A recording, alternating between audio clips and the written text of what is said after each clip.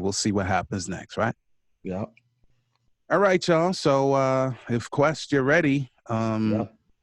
Yeah, quiet on set.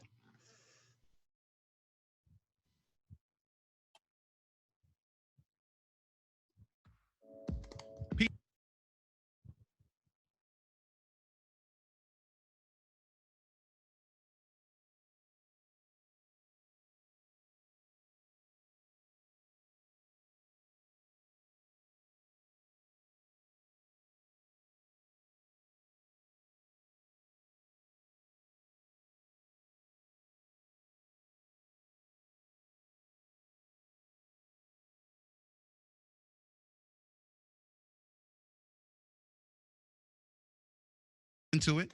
Hey, yo, Quest, it's time to give the people something, man. What we talking about today? Yes, indeed. Shouts out to everybody out there in the land. You know what I'm saying? It's your boy Quest. Welcome to another edition of the Marriage Ain't for Suckers podcast. D making fun of me now because my mute button was on. Yes, indeed. And while we're saying D, you know what I'm saying? Give it up, man, for my man, my man, my co-host, L. David Harris. Yes, indeed. Yeah. Get in there, man. And MC. What up, Quest? Oh man, I'm dying laughing because I pressed it up, but the button got stuck. So you know you gotta. I'm like, wait a minute, I don't hear myself. Class is still in session, though. Yes, indeed. Yes, indeed, it is. I was like, I don't hear myself in the ear scopes. There you go again. What up, y'all? What up, y'all? Welcome to another edition. Like we said, for real, man, make yourselves at home. This is the Marriage Ain't for Suckers podcast program, What if else? you will. What else? And the grown and married. You feel me? Yeah, Shouts out to the grown and married clan, man. Y'all been duty. Yes. Yep. We on the simultaneous boy. But yeah, man, lovely week. D, a lot going on and a lot of things coming. Shouts out to everybody who came to the Verified conference in Philly. I got to see Officer Craig. You know what I'm saying? Oh, Officer yeah? Craig no doubt, man. Met the dude in real life, man. Can you imagine? Oh man, we've been kicked it for 2 minutes there yesterday, so it was good to see him. So shouts out to Officer Craig, man, Philly PD, stand up.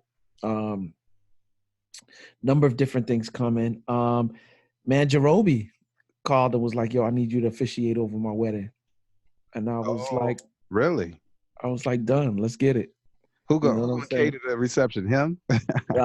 Yeah. So it's going to be. Well, I can't really say where it's going to be. No, don't tell me nothing more. I'm just making a statement. Yeah. But my man was like, "Yo." So shouts out to him, man, for entrusting me with the responsibility of officiating over the ceremony. So I go to do that in a couple of weeks. So yeah, shouts out to him and his lovely bride.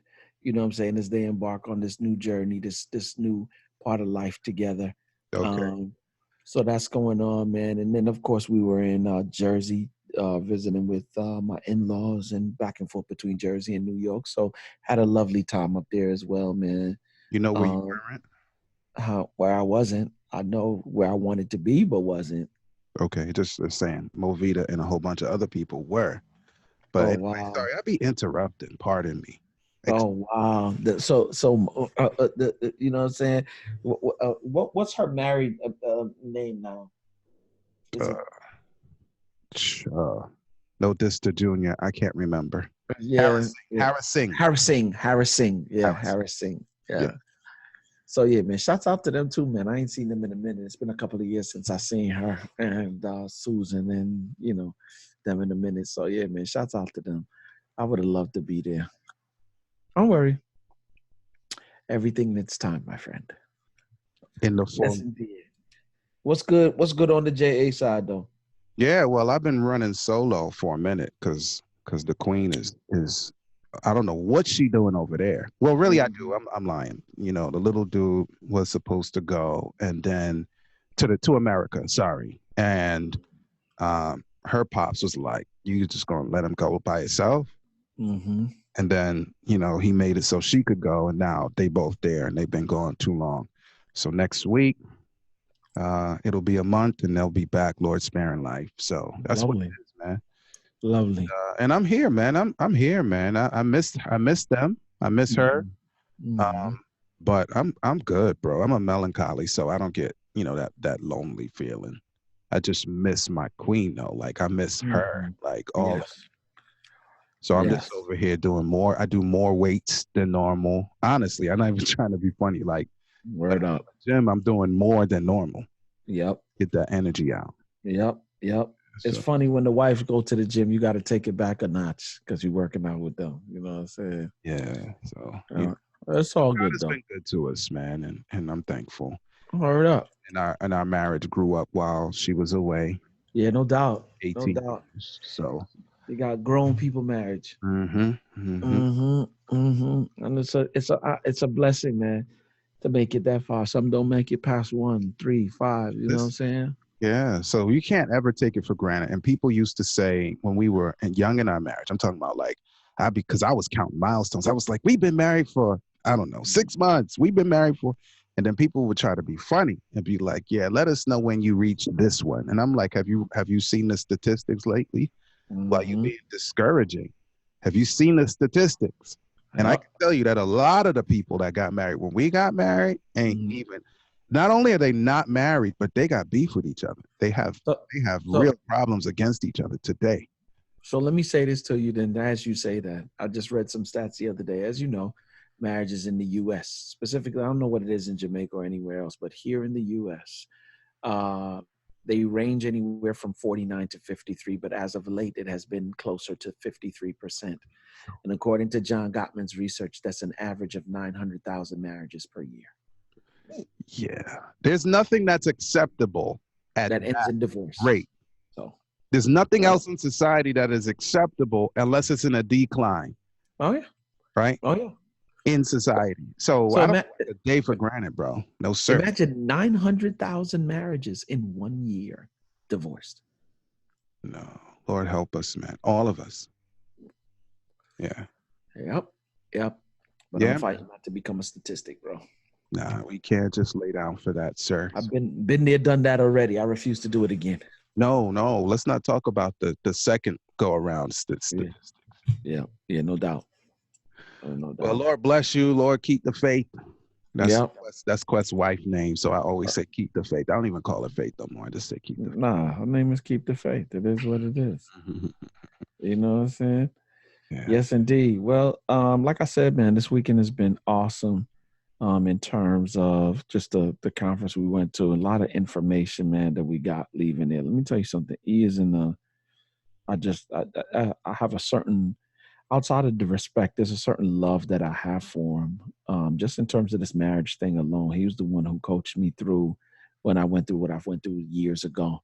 Hmm. And he was like, not only that, he's like, yo, we too much alike. I need you in this camp. And so, I remember when that happened, even though you and I weren't talking like at that time. We were kind of mhm, like, mhm, distant. mhm.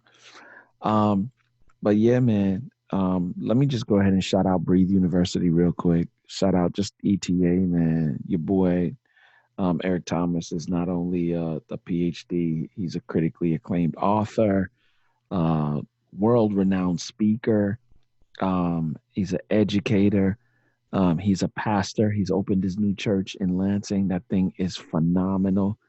And this week, all right, and this week, like for real, just who he had on that panel, Quincy Harris, who has, is doing phenomenal things in terms of TV and radio.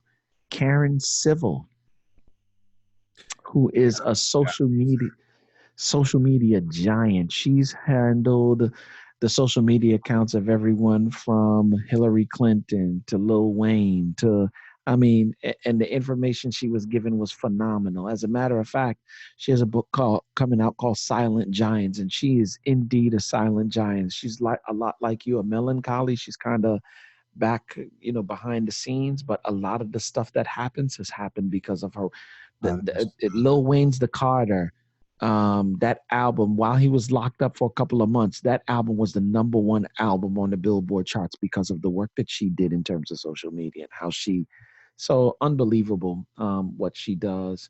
And so you know, he had all of them together, and it's getting to the point now where he calls people to ask them to do things and they don't say no. They're just like, yo, you doing it? Yeah, we good, we in.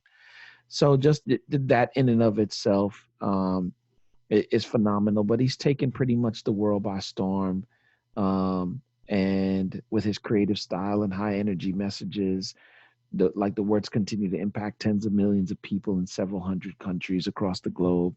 Um, and so I say all of that to say that, like, for real, he is definitely committed to changing lives. So if you haven't been to a live event, I think the next live events that are coming up are the 1% Club happening in New York, August 23rd and 24th. That's next week, next 2 weeks. New Orleans is happening in September 12th and the 13th, and in DC on October 5th and the 6th.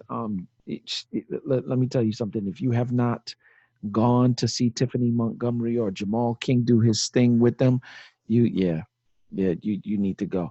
Check it out. And if you want more information, go to etinspires.com / events, or go to breatheuniversity.com. For real, when you want to succeed as bad as you want to breathe, then you will be successful.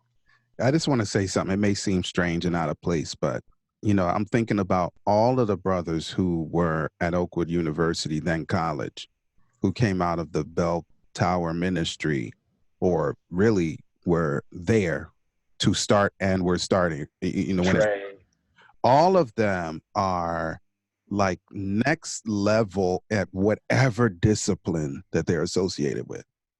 Like, none of those men are average. All of those young boys who are in college or visiting college constantly, in the case of some, but who are part of the Bell Tower ministry, are all like next level of whatever they do. It's funny, D, because I think a lot of them were the last of a dying breed when you look at Dwayne and Wayne Keynes. You know, Dwayne Keynes, who is, I think, the Minister of Defense and something else in Bermuda.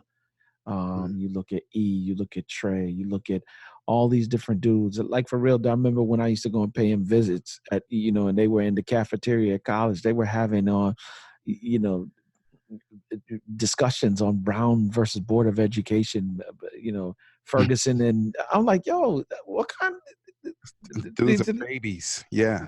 I'm talking about 19, 20-year-old cats. And these were the discussions that they were having, you know what I'm saying? Yeah. And just to see them doing what they're doing now, unbelievable. Just proof to the paradigm that, you know, you are a product of your environment. And you like, for real, look at E. He'll tell you quick. I was a high school dropout. I only ended up going to Oakwood because Didi went. Mm-hmm. He didn't want to lose his girl. And so he went down there with her and went to school. And look what it produced. So, yeah. Yeah. Lord bless him. Lord bless all of those guys. And yeah. So let's go ahead and get right into it, Quest. Let's skip the next thing and get right into it today, bro. We got a little bit of time left. Come on. So Quest and I were talking about some things, as we always do. And while Quest was talking about a discussion he was having at home, right? As he was telling me some of the things that he was thinking, I was just like, I wasn't actually rolling my eyes. I want to be a little bit melodramatic here. Kind of rolling my eyes like likely dude answer, guy answer. True guy answer. I agree. That's another guy answer. And when I say guy answer or man answer, I'm saying it has nothing to do with whether whatever he was saying to his wife was true or false. It had to do with, in my mind, because we always think, Quest and I seem to be thinking always in like the context of how do we share or disseminate about marriage. And I'm thinking, man, there are a lot of women who have no interest. And I'm not saying what Faith did or didn't want to hear, because I have no idea. I wasn't there, and Quest didn't tell me his business. But I'm thinking, when men and women are in the room, we're married. Sometimes men have these pragmatic, very logical, very, you know, cut and dry responses that may even be true And the woman, when the wife is like, man, I am not trying to hear. She may not say it. Man, I'm not trying to hear none of that. Like, let's just say, okay, I'll give you an example. Years ago, Simone had, well, I mean, we're talking about 17 years ago. We lived in a development before we went out and moved to the country. And she had some kind of vehicle, and she had one of those portable, what do you call them things? Navigators, GPS joints on the dashboard, right? Well, it's on the dashboard. And it's 17 years ago. It was novel then. And she closes the door, goes in the house, and doesn't think anything of it, even though I was always on her about stuff like that. Like, and of course, on the dashboard. Yeah, it's just not because it was so valuable, but that window was very valuable to me. Yeah. And more valuable than that doggone time on the dashboard. And inconvenient when you break it. So of course somebody went in there and got it. So for me, I don't know if I doubt I said it, but I'm just thinking of classic guy responses. I'm thinking, well, I'm sure I told you, and not that you needed to be told. Like, that should have been logical. To stop leaving your navigator in the window in your vehicle. Okay, well, first of all, now you sound condescending. Didn't I tell you? I didn't say that, but if I'm thinking it. Number two, it's very logical that you don't leave anything of value in the vehicle, much less on the dashboard. Number three, now I'm telling you how inconvenient it is for me that you got, condescending again, our vehicle broken into because what? You left, now you're blaming. All of this stuff sounds logical, but in the context, like, some of this stuff is really detrimental on marriage, as simple as it is. Now, there are a lot of people who could say, well, yeah, it was not a good idea that she would have done that. And why can't you speak your mind? Well, because the risk, and what makes it okay for her to leave it on the dashboard, because after all, it's going to cost you money, double time, and it could have been avoided. Yeah. All I'm saying is, if you want to jump on the sword and say all of that pragmatic, logical, and possibly true stuff, just go ahead and get the trumpet out and play whatever you play for when people lose their loved one. Because your marriage, loved ones, your marriage, which is your loved one, it will die if you have a habit of saying all of the pragmatic, logical, and very true stuff. Yeah. It'll kill it straight, kill it dead.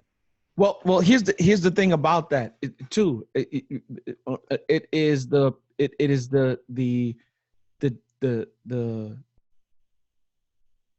contrast between peacemaker and one who kind of just like, it is what it is. Yeah. You know what I'm saying? Or the one who is apologetic versus the one who is not apologetic. Yeah. Yo, all of those things have a breaking point. True. Yo, let me tell you something. I know that laid out for everything. I'm not saying that for sure. Yeah, no doubt. For me personally, I'm sensitive to difficulties in marriage because of divorce. I never want to see or come, and that has put me in a position where, okay, good. You can't control nobody else, but you can control you. You understand? Gotcha. That's clean. Yeah. So I'm quick to say I'm sorry. I'm quick to even, and it puts me in a position, even when I'm not being aware, to be some kind of aware, if you will, because I'm always looking at, I can't control what you did or didn't do, but I can control what I did or didn't do. And so let me take the responsibility, number one, because I am a husband, because I am a father, because I am the head of a family, to say X, Y, and Z.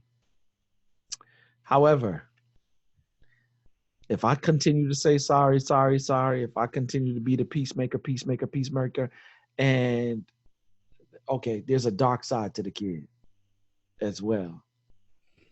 Say that for people who don't understand slang. Okay. They're like, I have not always been the dude who's been agreeable. just because based upon how we're wired and where we come from. All right. Now, if I want to talk assessment talk, there's a certain way that we've been socialized based upon our upbringing. Like we cool up until a certain point where we feel like you taking advantage of us, or we feel like you trying to play us for a punk or a sucker, like for real. Like if you do something and you know that you're supposed to say sorry for this thing, but you don't say sorry, and we on the receiving end of that, and you do it once or you do it twice or whatever our cutoff point is, now you've brought us to the same place where you reside, where you like what? So we gonna have that whole attitude of bump you what?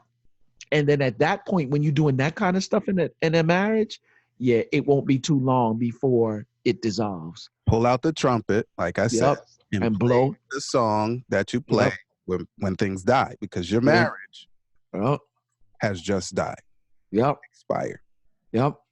So there are a lot of, we could give a ton of different examples. And I don't know that I've always been, I can think of a couple of times, because I'm really a basic guy, man. A couple of times way back before I learned better, that I just said the real logical thing. Like there was a thing. Okay, so here's something. Like for me, I do whatever I do it well, right? And I know that I'm not the only one that could do it well. But if like, for instance, this is what was happening. I was supposed to be fixing something that was on the wall. And everything I fix is fixed. I'm not Bill Cosby on the little show where he breaks up everything and it's like, you know, oh, he messed it up. He thought he could be Mr. Fix It. Everything I do is with excellence. I don't mean any disrespect. I'm not trying to be funny. It is what it is. So if I'm fixing a pipe, the pipe is fixed. If I spackle and paint something, it's spackled and painted. So I'm there working on whatever it was, like a wall or something. And Simone, this is years ago again, Simone said something like, not said something, but she kept like sort of talking about whatever it was I was doing and giving like, oh, here's another idea. Boom, here's another idea. Oh, why you could do it this way? Could you do it that way? That's how I'm hearing it. It may not have been exactly that way, but that's how my brain was picking it up. For me, I'm like, if you want me to fix something, then show me where it is and let me fix it and beat it. But now I know after all these years that really she just thinks audibly sometimes. And it had nothing to do with, but be that as it may. So what I did, I turned around and gave her the instrument, whatever it was, and said, you want to do this? You want to do this? Yep. That's not even 7 words. Just go ahead and get your trumpet and blow it. Whatever that song is, when you kill somebody, when somebody's dead. And now your marriage is that. Why? Because for me, I was tired of hearing the ideas because I'm doing it already. Like just let me do it. Right? But when I turned around and said something about, do you think she took kindly to that, bro? No, she didn't. I know she didn't. Do you want to do it? It's not the right answer. Because it means, do you want to do it? If not, then something negative. Be quiet, but you're more rude about it. But if see, this is do it better than you do it. And now you're being insulting. And here's the funny thing. We can communicate those things like, sweetheart, it's most aggravating for me to be here already doing the job, right? And for you to be in my ears while I'm here, because I can't really concentrate on what it is that I'm doing because I'm listening to you. And let's be honest. Let me ask you then, are you helping the situation or are you making it worse by saying what you're saying to me? You know what I'm saying? So however you choose to communicate it, there's a way to communicate it, right? That it can be received, right? And I think sometimes what we do is because we're aggravated, we operate in the program instead of stopping and saying, okay, I need for that thing to stop. And there's a way for me to communicate that I need for this to stop. But because it takes too much time and it takes too much work, our response to using your example, yo, you want to do this? Okay, if you don't want to do this, go over there and see. I didn't say that, but she heard. Hear what I'm saying to you. She heard all of the rest of stuff that would normally come after, because I didn't say anything more. Oh yeah, no. 4 words, and it's But like she you said, heard, 52. she heard all kind of stuff that maybe somebody else would have said. Some of it maybe I would have said. No, I Yep. wouldn't, because I didn't, because I don't say, Yep. right? But Yep. still, in her mind, it was most insulting. Yep. What do you Yep. mean by Yep. this? Me and Faith recently had a bit of a disagreement, and I was saying to her, because of tone and temper and yep, for real. I think I was saying something along the lines of, you not looking at things from my perspective. The only perspective that you're seeing is your perspective, right? And I think it was the tone in which I said it that she was like, "Oh, so I'm selfish." Oh And I my was like, goodness. Oh my goodness. "No, that's not what I'm saying. I'm not saying that." So you make the point that I was saying. Like, what? Who Absolutely, said that? I didn't say that. absolutely. So that's what I am now. I'm selfish now, Oh, right? No, oh. that's not what I'm saying. And what I'm learning is that if there's a feeling that you are feeling, you can't deny the feeling that you're feeling. The feeling is very real. However, the way that it is communicated, though, can be different, because sometimes we allow the frustration of the feeling that we're feeling to do the communicating for us. And whenever you do that, oh yeah, Yeah, and get the trumpet out. Yeah. And think about it. There are times, like for me, when you're a low and slow kind of guy like me, the yeah, most excited I get is when what you see right here. And yeah. that's not very exciting. I mean, you know, You're welcome. yeah. So for me, like the way that some people might communicate frustration in a love relationship, I So never. you're saying this me turn you up? Yes. You're welcome. Yeah. I can get excited about stuff. I'm not dead. Like, but Yeah, no. I'm just trying to tell y'all, like, Mhm. I never have, first of all, I've never raised my voice to Simone. And I'm not saying it's the worst thing or the best thing or it ain't the thing. I'm just telling you, I have never one time raised my voice at Simone. Mhm. I have never said a bad word to Simone, Mhm. even quietly. Mhm. And I could tell you all kind of stuff, right? So I'm a pretty even keel kind of person. It's not because everything's okay, because after all, I am a hood dude. After all, I did grow up rough. So it's not because I just like getting along naturally. Now, as a Christian, I kind of do, but I'm just saying it's not because of that, because I can go all the way up, but it's on a negative, which is why I don't argue with people. It's either get along with them or do something that puts you on the news. And I'm not interested in that because Christ wouldn't do that, right? So my point is, whenever I would respond to Simone in those ways that she did not like, it was always like this. So would you, like when she did the thing with the, and I said, you want to do this? It was exactly as I described. I looked over my shoulder barely and I said, you want to do this at that same volume? But here's the funny thing. But she heard all kind of shots fired because here's of the the way funny. I did it.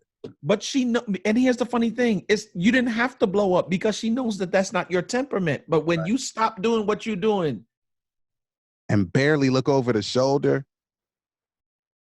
like for real, because she knows that you real cool about the stuff that you do. So if you stop to say, "Yo, you want to do this?" right? That would be the same as if you was me and you like, "Yo, you want to do this?" It's the same thing. Why? Because she knows you, she knows your temperament, and she knows when you're.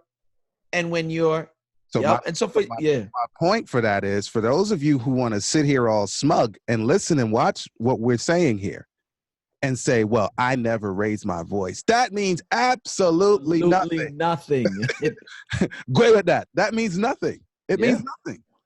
Because if it's not the right response, it doesn't matter your inflection. It doesn't matter how patient you thought you sounded. If it is the inappropriate response, it is what it is. Or if you know that is a trigger and it's a okay response objectively, but if you know it's a trigger, then you have to walk more gently with your spouse. And it is what it is. You can say it's unfair. You can say what you want to say, but it is what it is. So yeah. It behooves us to learn two things: the difference between calm and flooded.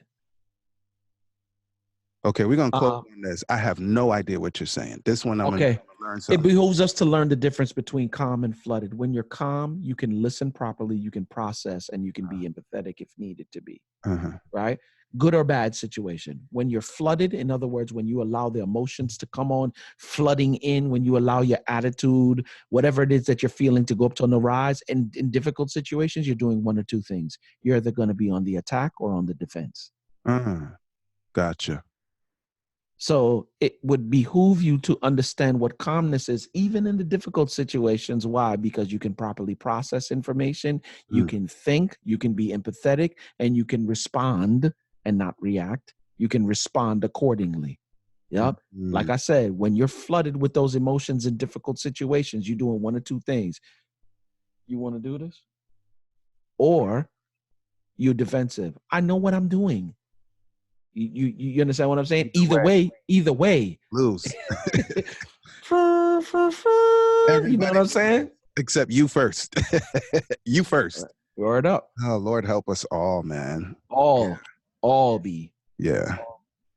Well, I'm thankful that God gives us the opportunity to come together and speak as grown people. Now, I'm not saying that people who aren't grown have nothing to offer, but I'm saying this is next level stuff, because honestly, I've seen younger couples, even if it's by years, not by age, by years in marriage, do stuff like this and talk about it like it's no big deal. And then I'm looking at them, I'm like, you have no idea what you're doing to yourself, right now. Bro. And here's the funny thing. This is why I'm saying I'm sorry, or an apology is one of the greatest things that you can exercise in a marriage. Keep doing what you're doing. And I don't care if it's a year, I don't care if it's 6 months, 3 months in between one crash to the next. But if you don't apologize for the stuff, what you're doing is creating hairline cracks in the foundation of your marriage. And your spouse can't trust you in certain situations. Why? Because you have a track record of not apologizing, and they know you don't apologize. And so, just like you said, D, you think that everything is cool because things went back to normal. Just because things went back to normal for you, don't necessarily. They have a sensory. I don't care where you are, melancholy, sanguine, you turtle, gorilla. Everybody got that one little sensor that tells them, like, okay, this is one of those situations that I can't trust you in, and I'm not even going to operate in this. And I'm telling you, you don't even know what kind of breaches you're creating in your relationship or your marriage. So. Yeah. And then the marriage breaks. And then I'm saying, in the scenario you described, then the person who's left behind is like, what happened? We were good. Like, no, you weren't. You weren't good. That's what happened. And you didn't even detect it. Yep. And here's the funny thing. It's not because you can't detect it. It's because you refuse to detect it. Lord help us all. So yeah, before we get into a whole nother seminar on this, Quest, I think we gave him enough to be like, Yep. Absolutely. So yeah, I'm thankful that you all have chosen to run with us. And as usual, I'm glad that my man, the New Questament, is running with me still. It's been 40 years, man. We've been Come on, kid. Peace, y'all. There you have it, y'all. I hope you've enjoyed your time with